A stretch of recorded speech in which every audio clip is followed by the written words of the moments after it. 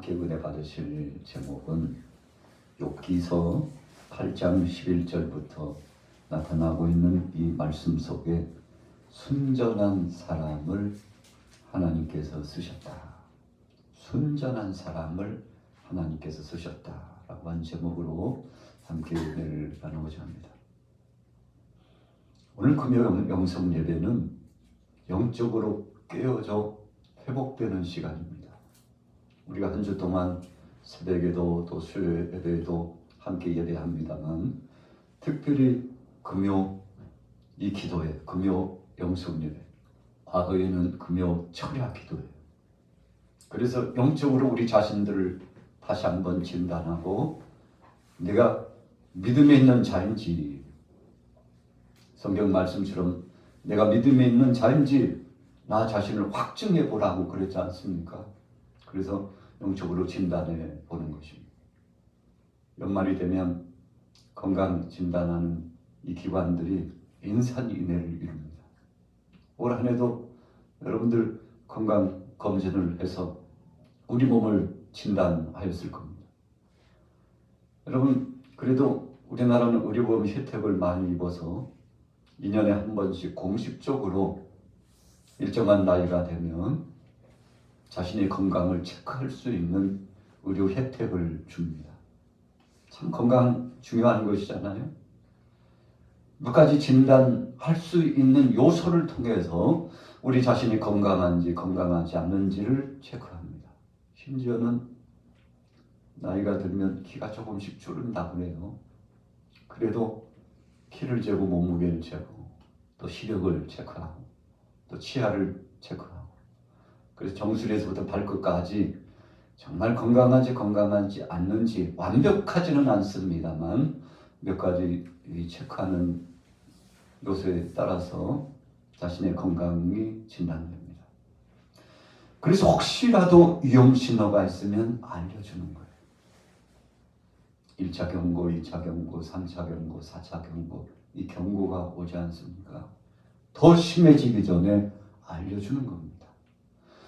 여러분, 이것을 영적 진단으로 체크해 볼 때 육체적인 진단도 중요하지만 영적 진단이 중요한데 오늘 금요 영성 예배는 내가 하나님 앞에 정말 건강한 신앙인인지 한 번씩 체크해 보는 것입니다. 그래서 오늘 저녁에 나오신 여러분들은 참 행복한 사람입니다. 왜 행복한 사람입니까?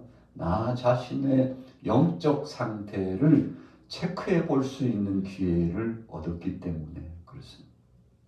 말씀을 읽다가 자신을 발견합니다.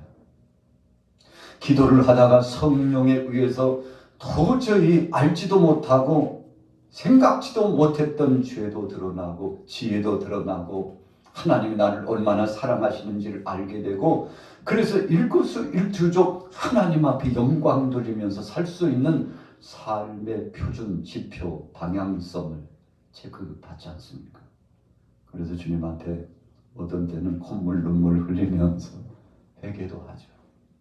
여러분, 억만금을 준다고 해서 회개가 되던가요? 안 됩니다. 우리가 음악회를 가거나 영화를 감상하다 보면 또 드라마를 보다 보면 눈시울이 뜨거워질 때가 있어요.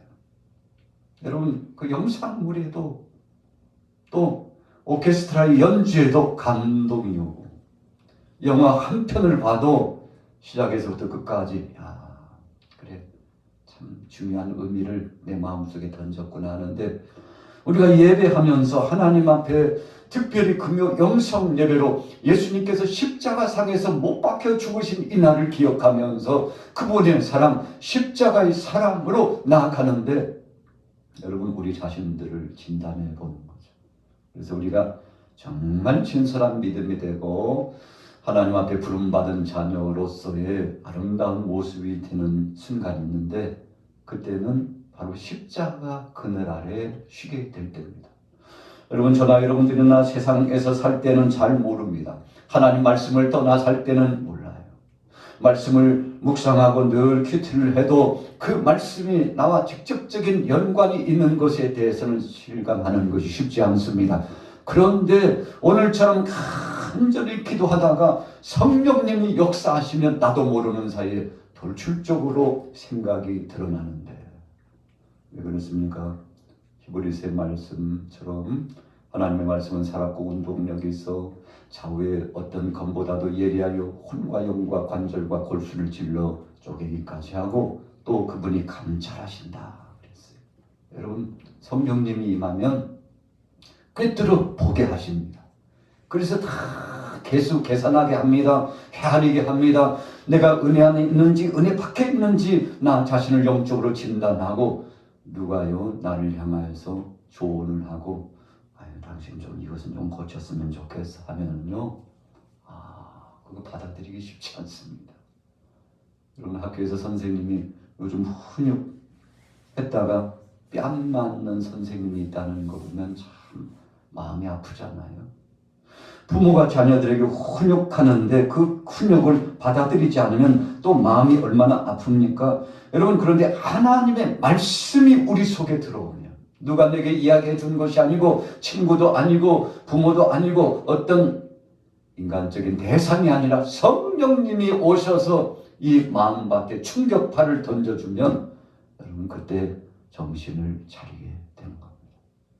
바울이 다메섹 도상에서 예수님 만나기 전에는요 그렇게 억척스러운 고집을 가지고 살아갔습니다. 자기만의 이 소신이 있었습니다. 신앙의 철칙이 있었습니다. 그래서 율법주의에 빠져가지고 구약 성경에 말씀하고 있는 복음의 의미, 십자가의 의미, 구속의 은총의 의미, 어린 양 대신 그리스도 메시아에 대한 의미를 알지 못한 채 율법주의에만 빠져가지고 사람들을 잡아다가 죽였죠. 죽는데 내줬습니다. 왜 그랬나요? 신성모독을 하고 있다고 생각했어요. 예수님을 그리스도라고 전하는 사람들을 잡아다가 죽는 일에 내어줬습니다. 자기가 생각할 때는 이것이 의로운 일이고 하나님 영광을 드러내는 것이라고 착각했기 때문에 그렇습니다. 여러분 그래서 우리가 부분적으로 성경을 보면 자칫 잘못하면 이단자가 되고 신비주의자가 되고 자기 창념에 빠진 자기 중심적인 샤머니즘적인 신앙에 빠지기 쉽습니다. 내가 음성을 들었는데 환상을 보았는데 내가 성경을 곰곰이 묵상하고 보니까 참 희한하고 뜨구만 내게 그런 깨달음이 왔는데 이게 바로 진리야라고 부르짖는데 나중에 보면 그냥 성경 한 구절 딱 띄워가지고 그걸 가지고 자의적으로 문자적으로 해석하다 보니까 여러분 하나님 뜻과는 상관없이 해석이 되어지고 하나님 영광을 가릴 때가 많다는 것입니다. 여러분 바울이 그랬습니다. 참 말씀이 그는 통달한 사람이었죠. 율법주의자였습니다. 가말리엘 문화 출신이었습니다. 바리새인 중에 바리새인이라고 그랬습니다. 로마 시민권자였습니다. 그래서 그는 어디 가든지 저명 인사예요. VIP입니다. 랍비급에 속한 사람입니다. 그래서 그가 말하는 것은 곧 법처럼 느껴졌는데 그러나 율법에는 박식했을지 몰라도 그 율법 자체가 의미하는 하나님의 사랑과 복음주의적인 노선을 알지 못함으로 여러분 예수 믿는 사람들은 그렇게 억척스럽게 비박했는데 다메섹 도상에서 예수님 만나고 깜짝 놀랐죠. 자기 앞길을 막는 사람이 있었어요. 누구도 바울을 막을 사람이 없었습니다. 절대적인 권력을 가지고 있었어요. 여러분 종교적으로 대제사장에게 공문을 받았기 때문에 절대적인 권력입니다. 여러분 그리고 로마 시민권자고요. 어디를 가든지 바울하면 다 그를 추앙하고 인정한 사람이었기 때문에 권위가 대단했죠. 그러나 막을 자가 없어 보이지만 예수님께서 그의 잘못된 신앙을 다 깨뜨리는데 아니 당신 누군데 내 앞길을 막느냐고 엄청난 빛의 광채가 바울을 비추는데 눈부셔가지고 나중에는 그 즉시 눈이 멀잖아요. 나흘 동안 아무것도 보지 못하는 소경처럼 되어버리는데 예수님께서 그에게 영적인 쇼크를 준 겁니다.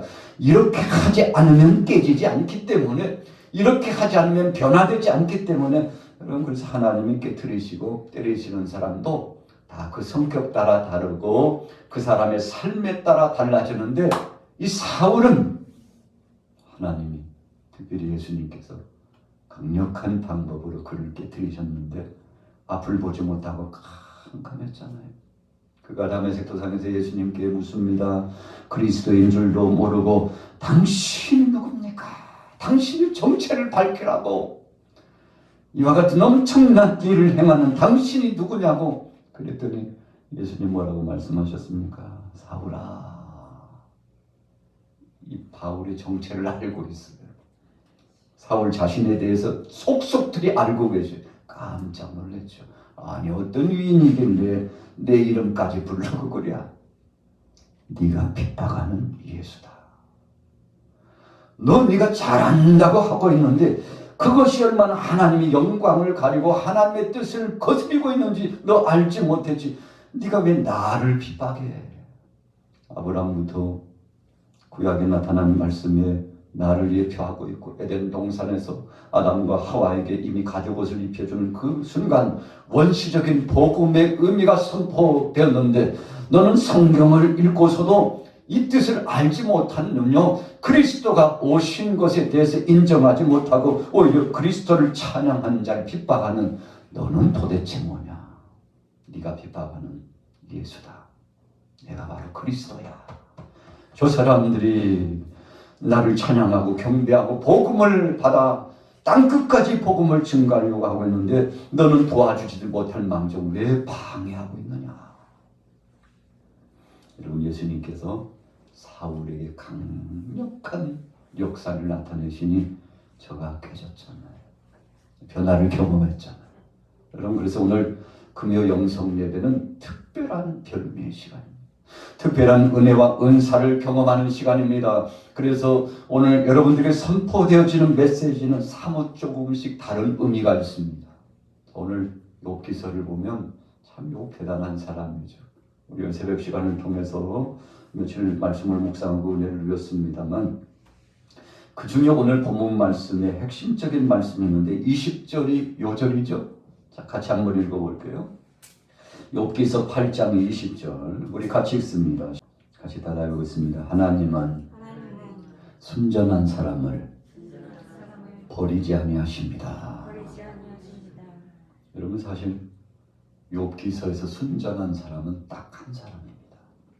이 순전하다는 것은 순수하다, 하나님 말씀 중심이다, 하나님 뜻 중심으로 오직 하나님께 여호와께 영광 돌리고자 소원을 품는 사람이다. 자기를 성찰하고 자기 자아를 깨뜨리고 하나님 뜻에 맡기는 사람이다. 이런 뜻인데 누굽니까? 바로 욥 한 사람밖에 없었어요. 여러분 오늘 본문에 등장하고 있는 빌닷도 욥의 친구입니다만 사실은 욥을 참소하면서 세상에 깨끗하고 하나님 앞에 쓰임을 받고 부름받아서 귀한 성역을 감당할 수 있는 사람은 순전한 사람이어야 되는데 정말 당신이 그런 순전한 사람일까? 이렇게 빗대어서 책망하고 희롱하고 조롱하려고 선포된 말씀입니다만 그러나 이 말씀이 거울처럼 비춰졌죠. 우리가 욥기서 42장의 후미에 보면은요 하나님께서 이 욥의 세 친구들을 책망하시고 그리고 심판하시죠. 욥은 오히려 마지막 늙으려게도 철저하게 하나님 앞에 회개합니다. 하나님 제가 주님 앞에 충성한다고 충성했지만 주님의 뜻을 거스리는 것이 많았습니다. 주님은 저를 의롭다 하시고 동방이 의인이라고 하고 사탄 앞에서도 주께서 칭찬하시고 세상 모든 사람 앞에서도 저를 하나님께서 세워주시고 하나님께서 사랑해 주셨는데 주님 사실은 저 사랑받을 자격 없습니다. 내 죄를 용서해 주옵소서. 그동안에 주님을 찬양했지만 마음을 다하여 주님 앞에 충성했지만 환난과 그 고통이 찾아와서도 그 모든 고통 중에도 하나님을 부정하지 않는 믿음을 지켰다고 하지만 그러나 나 자신을 하나님의 말씀 앞에 주님의 영광스러운 역사 앞에 비춰보니 나는 죄인입니다. 하나님 나는 죄인입니다. 나를 용서해 주옵소서. 여러분 욥기서 42장이 결론이 그렇게 말씀하고 있지 않습니까? 하나님 앞에 죄인이래요. 철저하게 회개하는 것입니다. 그러나 욥의 친구들은 마지막 순간까지도 스스로 회개하지 않았습니다. 그래서 하나님께서 꼭 집어가지고 이 욥의 세 친구들을 불러서 너 재물을 가지고 와서 욥에게 찾아가. 그리고 번제물을 올리고 철저하게 회개하라는 것이죠. 여러분, 그래서 욥의 세 친구가 재물을 가지고 욥을 찾아가서 하나님 앞에 예배하는데 욥이 사랑하는 친구들을 위해서 축복합니다. 그 친구들을 위해서 하나님 앞에 기도합니다. 여러분, 그랬더니 하나님께서 욥의 기도를 응답하여 주셨어요. 여러분, 순전이라고 하는 것은 자기 자아를 내려놓는 것입니다. 욥은 얼마나 이 친구들에게 공격을 받았는지 몰라요. 그럼에도 불구하고 친구들을 정죄하거나 희롱하거나 저주하거나 그들을 향하여서 자신의 분노를 발하지 않았습니다. 여러분, 하나님이요 욥을 다 지켜보고 계셨어요. 어떡하나 하고 지켜봤는데 아니나 다를까 모든 것을 다 빼앗아 가셨음에도 불구하고 욥이 입술로 범죄하지 않고 그 아내에게 욥기서 2장에 나타난 대로 참 감동적이지 않습니까? 여보 하나님께서 우리에게 복을 주셨는데 요즘 보니까 하나님이 또 우리에게 화를 내리셨네. 자, 강한 표현을 하면 하나님이 심판하셨다는 것입니다. 얼마나 고통스러운 몸에 악창이 몰려오고요. 가정의 모든 것이 송두리째 다 사라져버렸는데 하나님이 주신 것, 이 화, 당신은 저주라고 그래서 하나님이 버렸다고 생각할지 모르지만 아니야. 하나님이 우리에게 좋은 것을 주시기 위해서 화와 같은 것을 주셨지만 우리가 복도 접수했으니까 하나님이 주신 화도 접수해야지. 그거 받아들여야지. 하나님이 하신 것이야. 하나님이 더 좋은 것을 주시려고 그러시는 것이니 믿음으로 받자고. 자기 아내를 설득하고 있는 욥의 모습이 감동적이지 않습니까?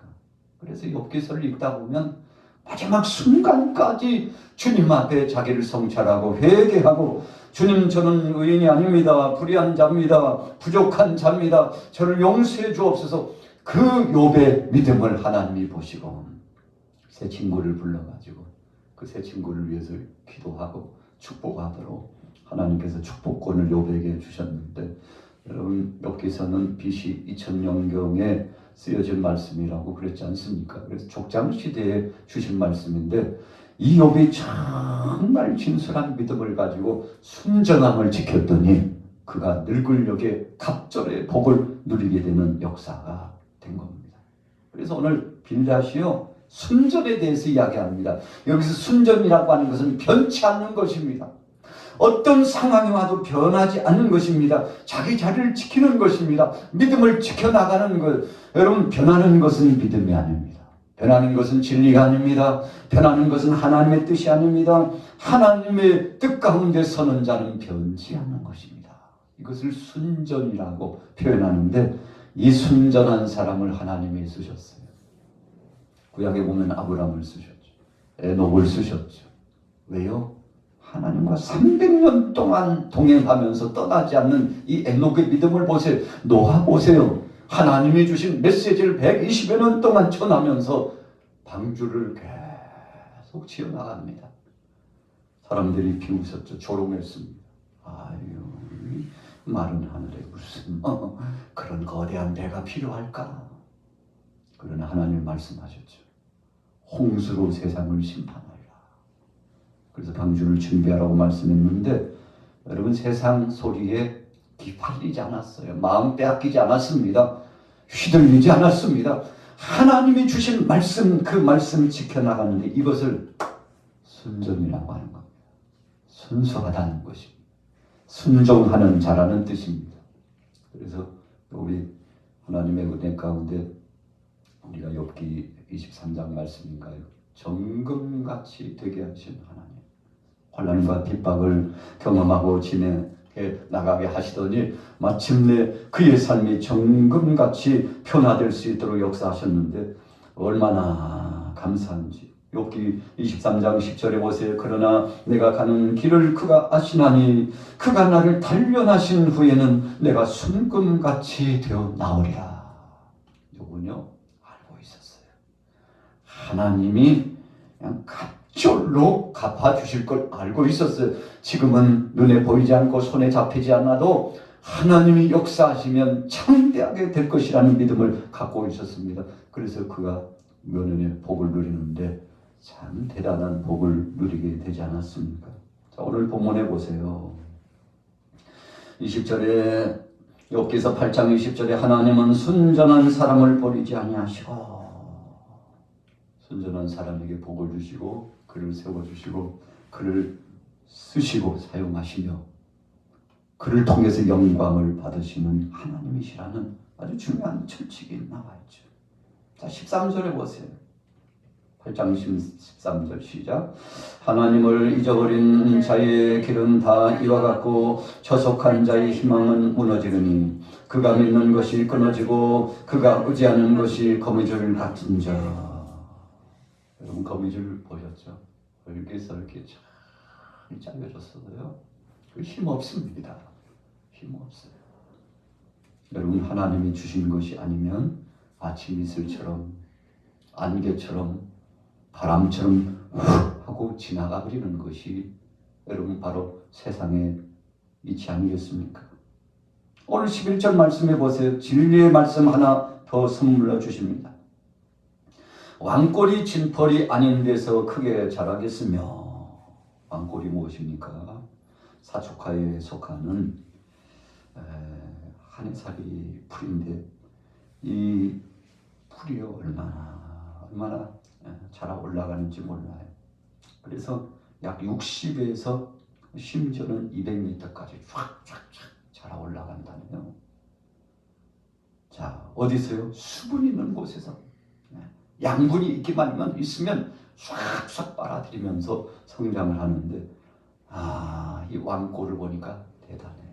야, 저렇게 무성하고 저렇게 성장하는 것이 물에 있기 때문에, 흙이 닿기 때문에, 양분을 흡수하기 때문에. 자, 11절 후미에 보세요. 갈대가 물 없는 데서 크게 자라겠느냐? 갈대를 보았느냐? 왕꼴을 보았느냐? 그렇게 무성하게 자라는 것은 물을 만났기 때문인데, 양분을 흡수했기 때문인데, 하나님 앞에 함께 동행하는 자는, 하나님과 동행하는 자는 하나님이 책임져 주신다는 거죠. 그래서 결론의 말씀, 시편 23편의 말씀에 보니까 여호와는 나의 목자시니 내가 부족함이 없으리로다.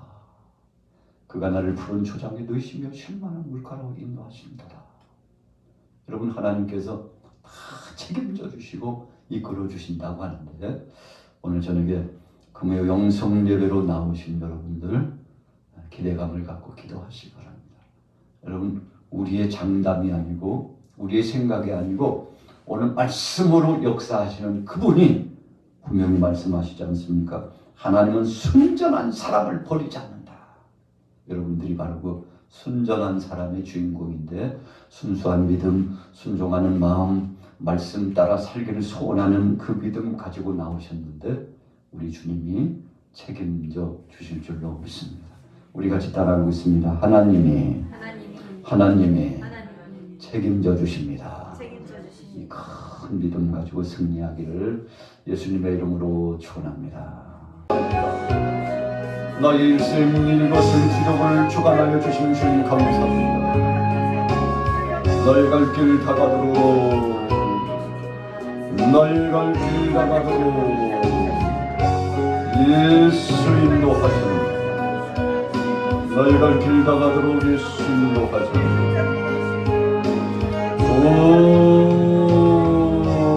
주님 역사하여 주옵소서. 주님 역사하여 주옵소서. 주님 역사하여 주옵소서. 성령님 함께하여 주옵소서. 은혜와 능력으로 인도하여 주옵소서. 아버지 하나님, 우리 대한민국을 기억하여 주옵소서. 대통령과 국회의원과 국무위원들을 기억하여 주옵소서. 하나님, 우리 한국교회의 모든 목회자들과 성도들을 기억하옵소서. 세계 도처에 복음을 증거하여 선교사를 파송되었습니다. 하나님, 저들에게 은혜와 능력으로 역사하여 주옵소서.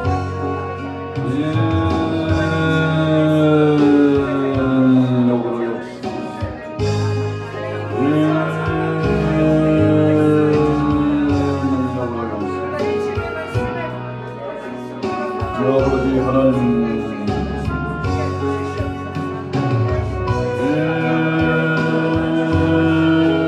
능력과 권세로 역사하여 능력과 권세로 역사하여 주옵소서.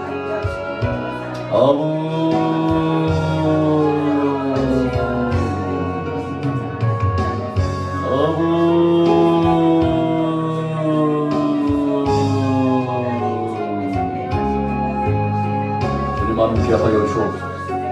우리 양마교회 각 기관 장로님 믿음의 중절을 은혜를 누리는 자 되게 하옵소서.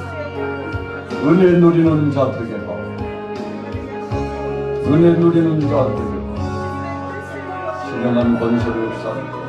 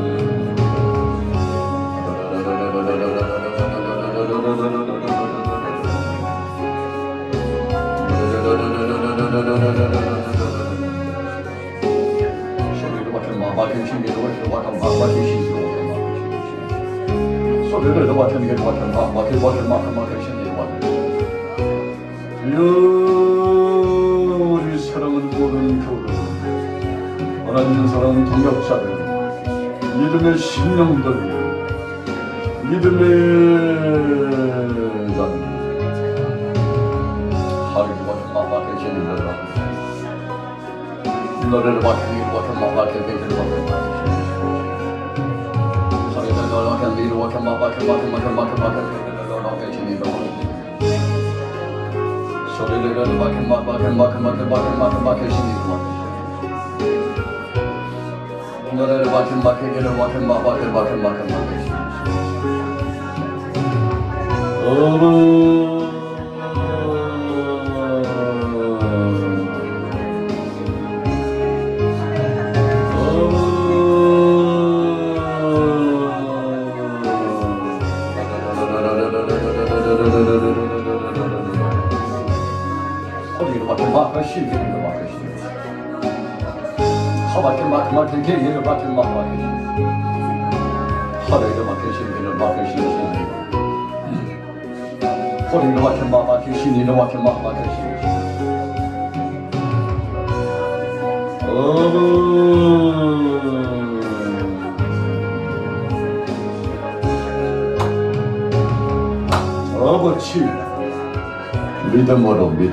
믿음으로 주여 하와이에 맡으시는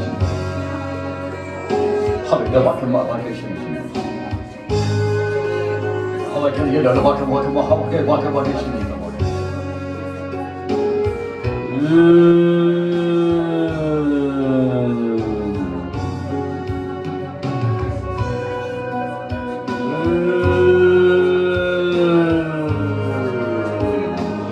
da da da da da da da da